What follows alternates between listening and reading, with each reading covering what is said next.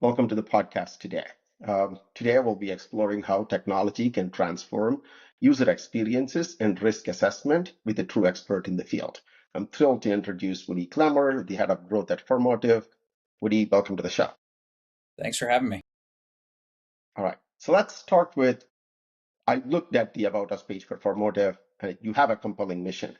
Um, how we want to create personalized user experiences without increasing risk. Maybe we can start with explaining why this is such a critical challenge and how Formotive is addressing this challenge. Yeah, it's helpful that we have a little bit extra time on the podcast, but basically, sort of to take you back to the beginning, you've got, on like a macro sense, the whole insurance world is moving online. That is now table stakes. 10 years ago, it was still happening. Now everybody has a direct digital distribution channel, whether it's agent or direct to consumer. But what you're doing now is trying to create, and the question that we get all the time is how do we create a better, more personalized digital experience without increasing risk and fraud? So you've got two competing priorities. The first is the user experience. To make a better user experience, I always think about it like a seesaw. To make a better user experience, you remove friction. Inherently, when you remove friction, however, you increase risk and fraud. Hey, shush. Sorry, you're dealing with my dog. Hold on. Okay.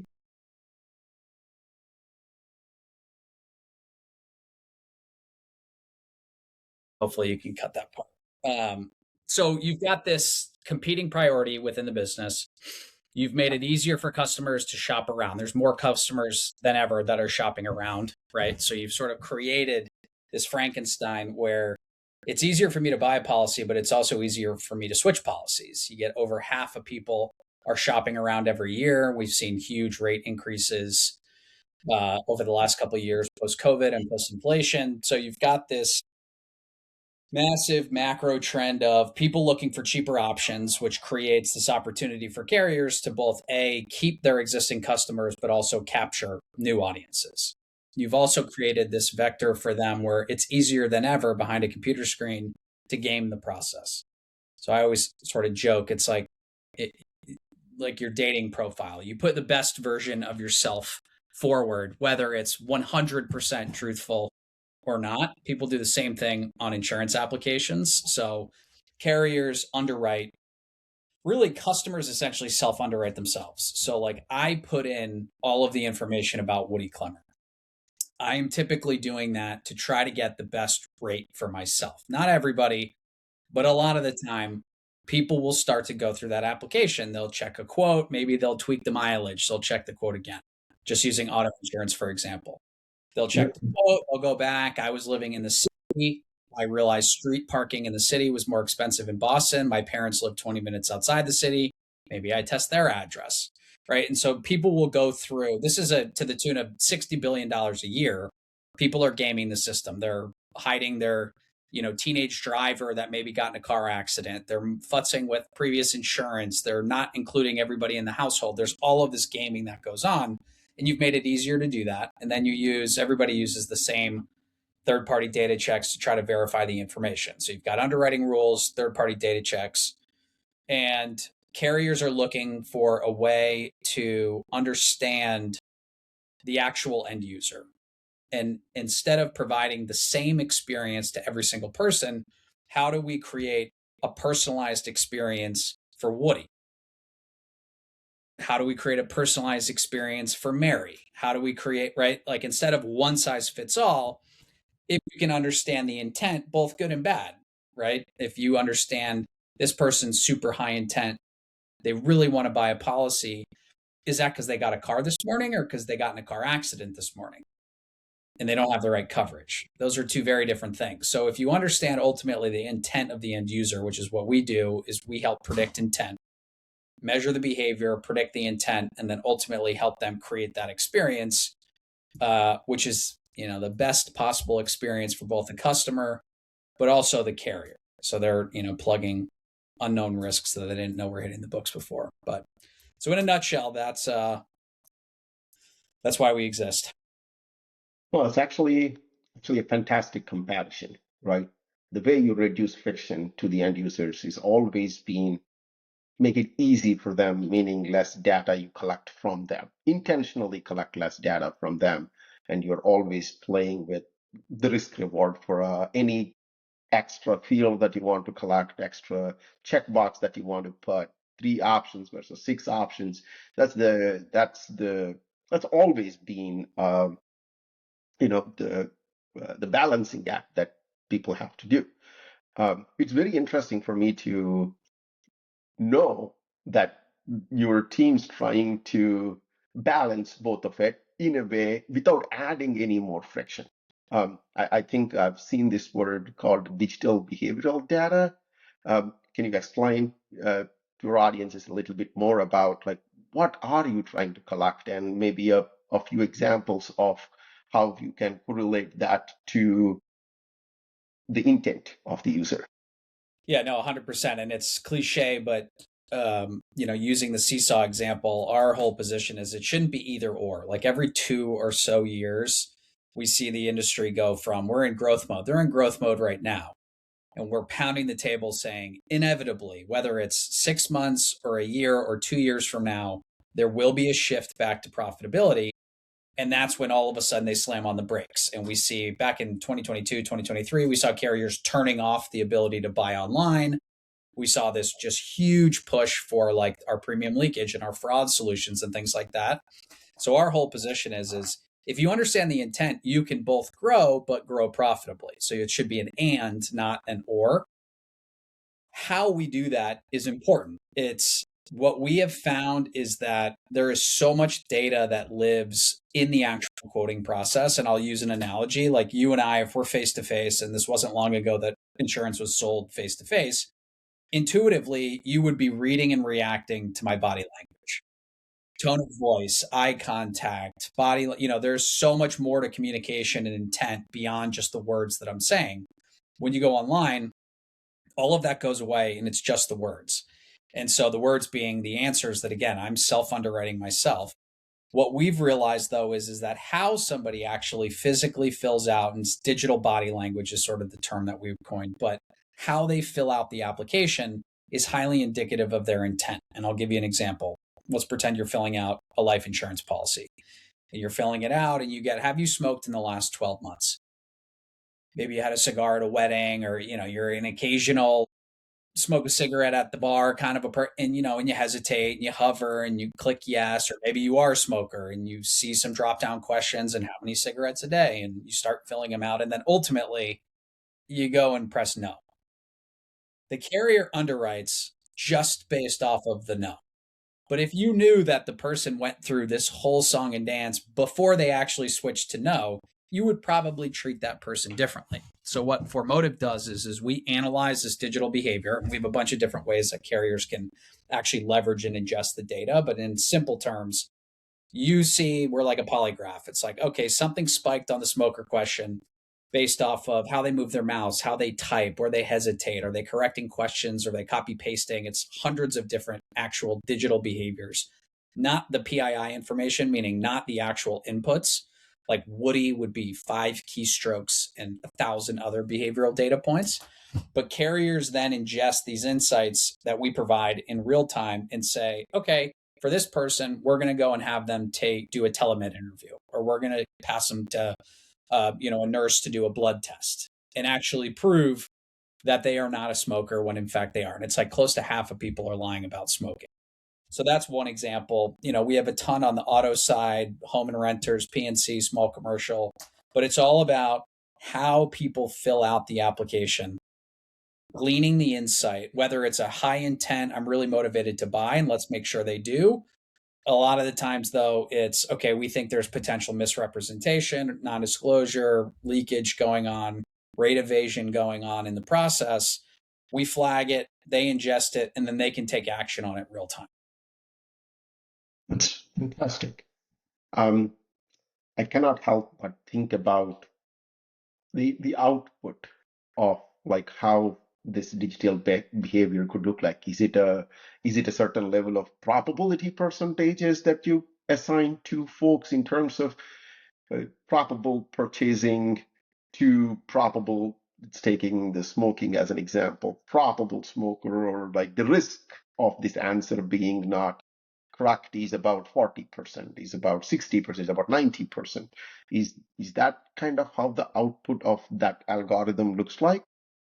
It's a great question. So, yes, and we have a couple different ways that carriers can leverage it.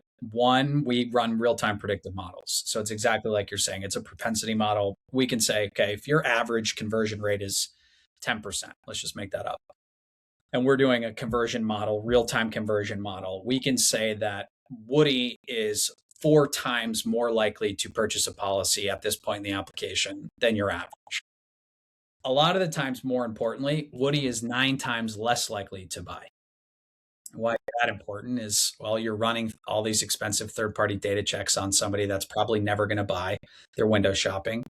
You could take advantage of them to try to give them an offer or a nudge in real time to get them to convert. We have carriers that are now monetizing those leads and saying, all right, we spent all the customer acquisition costs to get them this far down the road. They're sort of, I wrote this like kind of tongue in cheek blog on insurance carriers take on Google, but now they're selling those leads on that screen. It's a click listing to other carriers. It's a lead, but you might be better served over here at insert, carrier A. So that's one way to do it. We also have the ability for a behavioral rule or a behavioral signal, which is more of an if this happens, then. So let's just use a very simple one. If a user says, yes, I'm a smoker, and then they switch to no, you can ingest the rule and take some sort of an action on it. That's a binary. Did it happen or did it not? We continue to refine those, and we'll get data back to make sure that it's like a positive signal. When we fire these rules, there's a 4.5 times greater chance that they are lying about this particular question. All of the data and the way that we come up with these, like, is it more or less likely? We use carrier outcome data. So we're not making it up. We get carrier data back. We're able to then verify, and say, okay, this signal is not very good. It's just creating more noise than signal. Let's change it, tweak it, refine it, so on and so forth. We do the same thing on the modeling side. And then one big thing is we actually give our data to carriers. So if they have data science teams that want to play around with the underlying behavioral data and then use it with first party data, third party data, their own internal models, it's hard these days to get new data sets that lift predictability, accuracy, their propensity models. And we have found that behavioral data helps in nearly every case actually improve their models. So that's another big way. But those are really the 3 main mechanisms from an output perspective if they want to act on it in real time. And then beyond that, if it's more of an offline thing or, the action is just to flag a policy, we have a whole interactive console that carriers can log into and leverage. And there's data and insights, and they can look at, individual applications all the way down to the form field level. We also have a whole agent solution and platform where they can look at agents and how agents compare to other agents and roll that up to the agency level. And, again, all the way down to the individual application and form field level. But there is no shortage of ways that carriers can take advantage of the data and the insights. Well, no, I think that's actually a great model.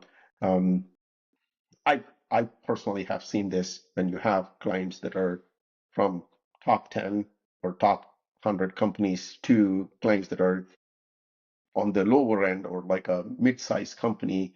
The amount of resources they have or they have access to looks completely different. And it's nice that you can leverage technology to process the behavioral data or the data that your team's generating. Or maybe it could be as simple as attaching that to the underwriting application, and the underwriter takes a look at it and makes a decision based on the data that he's seeing. It may be completely manual, but for the company of size that doesn't have an IT team, works best for them. That's exactly right. Yeah. And sometimes that's where they want to start. They want to start manual, and it's a crawl, walk, run. And it's not that not saying we don't trust you, but they're saying this is going to take us a little time, but we want to start using it today. We just don't have the IT bandwidth to do X, Y, and Z in real time, and we'll get there over time. But that's exactly right. They can use us as much or as little as they want. We have some carriers that we're essentially their outsourced data science team.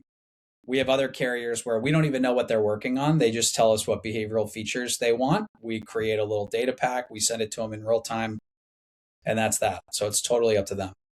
Yeah, yeah. I mean, I have seen this even in large organizations where the business priorities might not align with the IT team's priorities. So even if the business wants to do it, the IT team may not have the bandwidth to do it, or they have competing priorities. So the business team can go ahead and get started with manual work and then like slowly automate it. That's fantastic. Um, if we can flip it a little bit and talk about it from your customer standpoint. You have a lot of them, including the top 10 life and P&C customers. What kind of impact are those companies seeing from after using Formotive to before? Yeah, so it really depends on the use case, but like let's take conversion, for example. When you're a carrier that's processing hundreds of thousands or millions of applications a month, it doesn't take a ton to see a huge impact.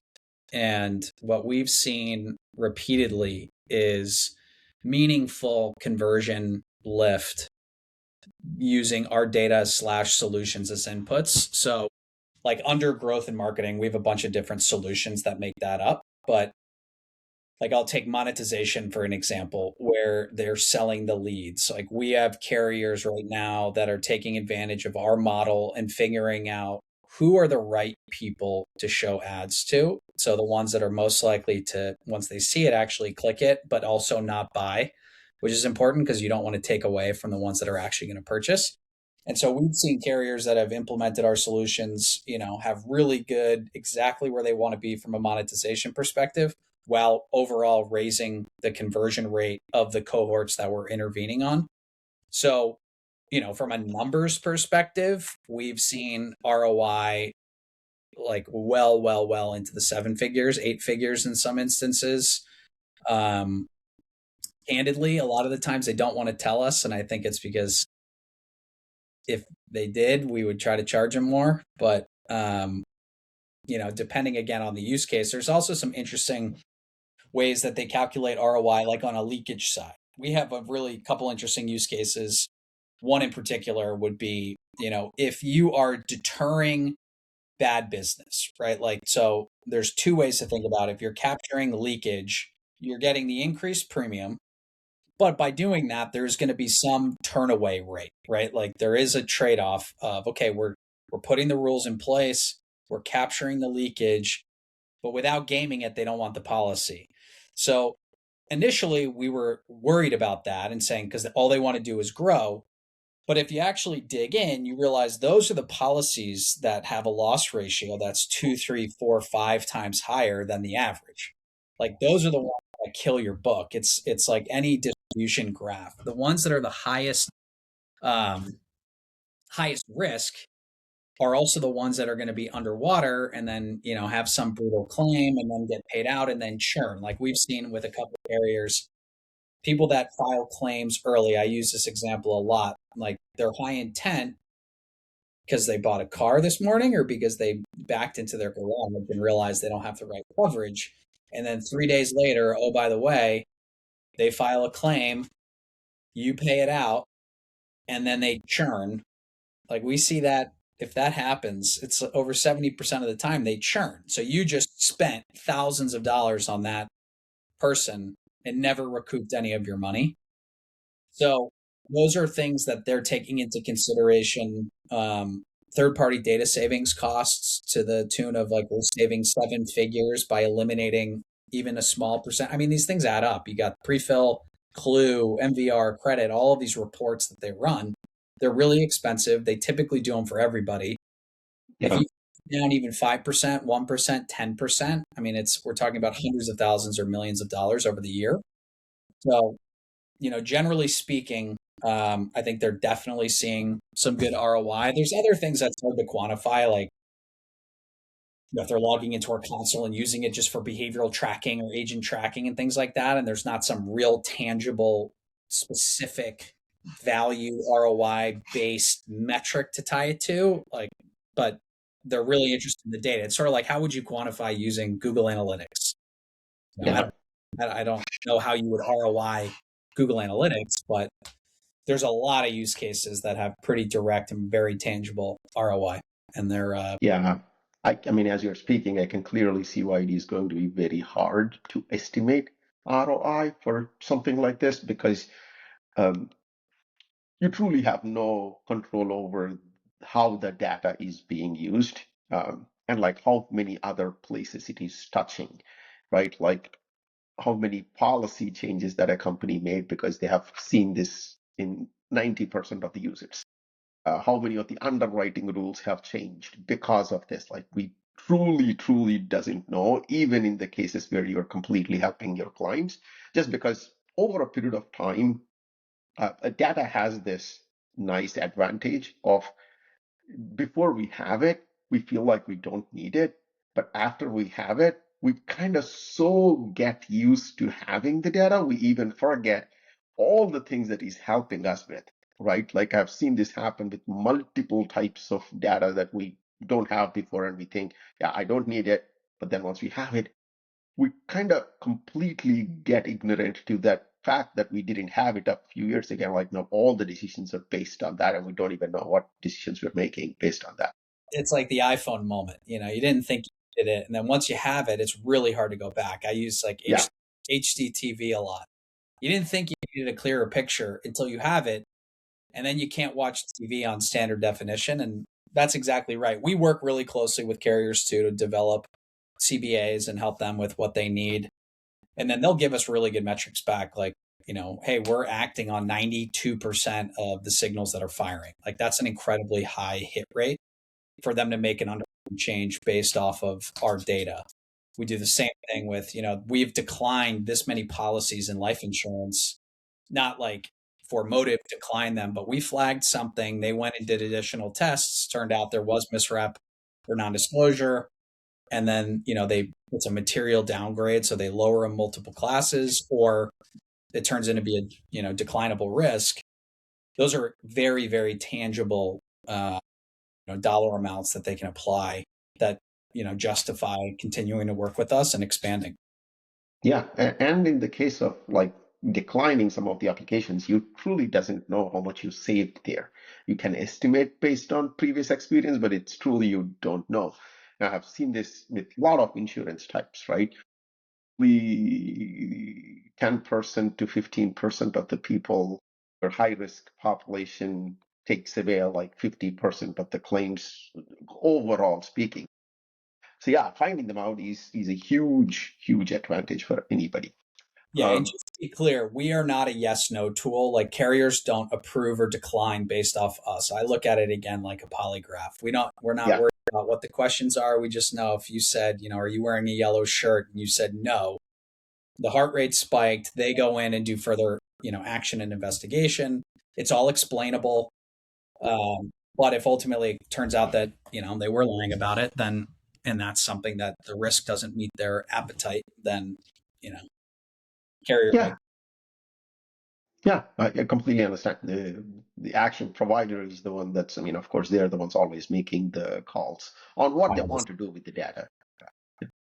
Um, so beyond what Formotive directly addresses, what are other challenges that you are seeing for these insurance carriers in the process of like this digital application process, moving from face to face to now completely digital?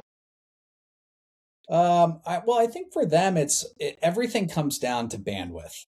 I think they all know where they want to be, and it's just getting there is difficult, especially when you're migrating legacy systems. So many carriers we talk to right now are still, it's like, it's kind of funny, but everyone's worried about AI. We work with the biggest carriers in the world. They're still migrating a lot of the time to the cloud.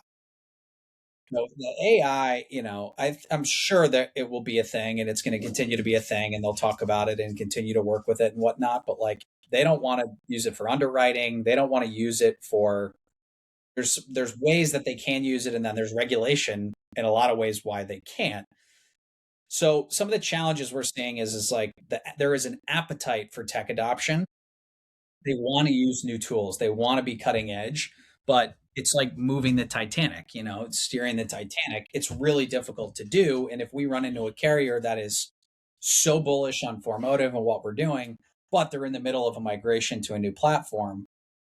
That's food, shelter, water. It can't exist without being able to sell business. We're like sunscreen. We're there to protect you, but we're not more underwriting engine for you. So that's the biggest challenge. Like when people ask us, who are your biggest competitors? I always respond bandwidth. Because it is. That's the number one competitor that we bump into. It's not Formotive versus some other behavioral analytics company. We're the only one in the insurance space. It's us versus what competing priority do you have, and how can we fight for resources and create such a bulletproof business case that we do get prioritized. I think that's the challenge for carriers. It's the same one with everything. I don't think there's any lack of intelligence or knowledge or know-how. I just think it's hard. It's like you can't throw 1,000 more people at the problem and meaningfully increase the timeline. I don't think. Yeah, no, that's great. Now that you have brought up AI and you being the head of growth for Formotive, how do you see that space changing with these AI tools that are available? I want to make that like a twofold question.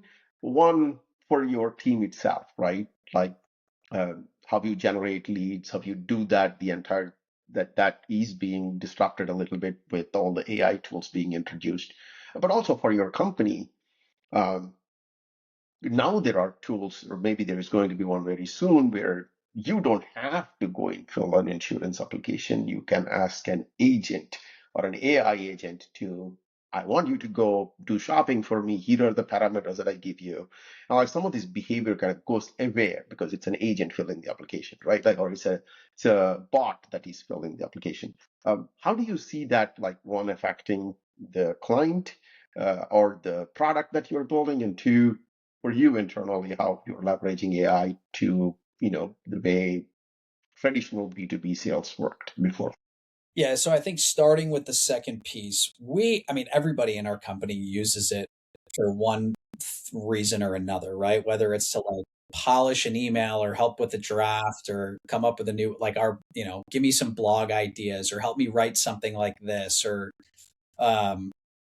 there's a million ways I know in every department. If you looked at our company, I'm sure every single person is using AI on their own, right? And then in the actual company itself, like we've been using machine learning forever. We used to be, back in the very beginning, Formotive.ai, but AI was so scary that, again, it's regulation, it's black box and all this stuff. And then this was before, ChatGPT exploded. So we took it away and we went Formotive.com. We use ML. We don't say we're a big AI company because it's, our engineers have varying opinions on what's real AI and what's not, and our data scientists. But I think that, and I'm not one to make predictions, like who knows where this space could go. I think there's a lot of potential. I think people are a little worried about it. Right now, what we've seen is A, we can detect AI, like agentic AI. B, we have a huge solution for bots and things like that. What we have found, and I'm sure it'll get a lot better, but like as it stands today, telling an agent and filling out all of the parameters and then having them do it is the exact same user experience as going to a comparator and filling in all the parameters, and then they go out and do it all.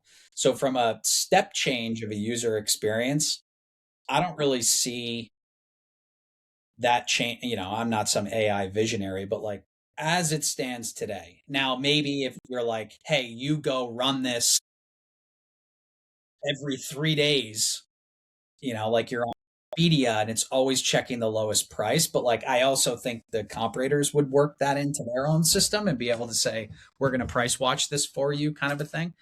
So I don't really know, but all I know is right now carriers just want to know, can we detect it? And the answer is yes. As it continues to evolve, we'll see. We have a whole playground. We're always trying to stay a little bit, ahead of the curve. And I think there's a ton of ways that carriers are going to get a lot of value out of it. Back office, like we're at ITC every year. There's a lot of, AI. First it was blockchain.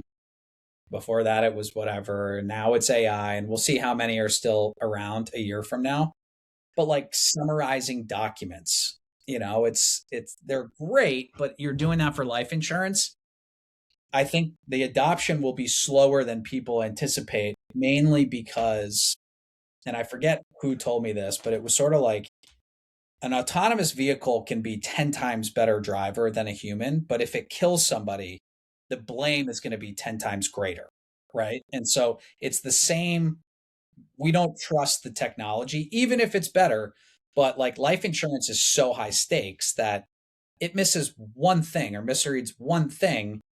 And I'm sure humans make mistakes too, but the blame will be so much bigger on the AI that I think it is going to take longer, especially in underwriting. Um, so we'll see. Again, for now, we have carriers that are, I wouldn't be shocked if carriers, we have already talked to a couple that are blocking it and saying, okay, if we detect that it's this, we're just not going to let it fill out on our solution. It's the same way some don't contribute to comp raters, so I don't know. We'll see. It's an exciting space for sure. And it's fun to be on the front lines of it, but I have no idea. I mean, Yeah, that's actually very interesting for at least for insurance carriers. The biggest advantage with the AI is that it can do multiple things at the same time or check multiple quotes at the same time. But you already have people that can do that for you. Now, how different of an experience it is because all of them have the same set of forms that you can go fill. You don't like, even if you want to do it offline without having to talk to a person, you can do it. Um, yeah, no. And I mean, I worked in healthcare all my life. I know when you say Titanic regulation and this and that, like it takes huge amount of confidence from the people that are not developing it, right? Like healthcare, insurance, all of this is like you have an IT team that are maybe more familiar with the what it can do, where it can go wrong, so they can catch it. And I think you see this today where like a lot of software is being written by AI and people are comfortable with it because they understand it enough to know where to check and where they feel comfortable. And we're not there yet for the underwriting or for any of these healthcare things or anything where there is like enough regulation, it is going to be very hard. And I completely understand where the blame's going to be 100 times more. And I think it's understandable because a person makes a mistake. It's a person making a mistake and he can correct himself and he's what maybe doing 10 applications in a few days versus AI making a mistake. It can deal with hundreds of thousands of applications in those 10 days, even if the person rate is same. Like if AI makes 1% mistakes versus a person makes 1% mistake, it's going to be very different because of the scale at which computers or CPUs can do this. yeah, That's understandable. no, and I think too, it's like we used to when we first started, we were 100% direct to consumer because back in 2018 or 17, it was when all the insure techs were coming out, and the whole narrative was agents are going away. They're being disintermediated. They're going to be disrupted and everything's going to be direct and so on and so forth. Here we are in 2026. We sold more business last year from an agent distribution standpoint than direct. Yeah. Built in the last 2 years, 3 years, a huge agent business because they're not going away. And at the end of the day, I think there's always this pendulum and there's this narrative of like AI is, it's going to do everything. Maybe, I don't know. I don't I don't think anybody has a real crystal ball, and I think maybe it will eventually, like in 2000s. It's like here we are 20 years later, and some of the stuff that they thought was going to happen in the next 3 years is now really finally starting to happen. So I wouldn't be shocked, but it's also the carriers and the companies can also adopt these technologies along the way as well. So again, I don't know. We'll see. I think there will definitely be some really cool use cases. What I think is really like the AI native, I think you're going to start to see new insurance companies that are AI native, where it's just integrated into everything that they're doing and they can be much leaner from a communication perspective, a messaging perspective, and application perspective, a coding perspective. So I think it will be that new, like, the next Google won't have 200,000 employees; it'll have 2,000.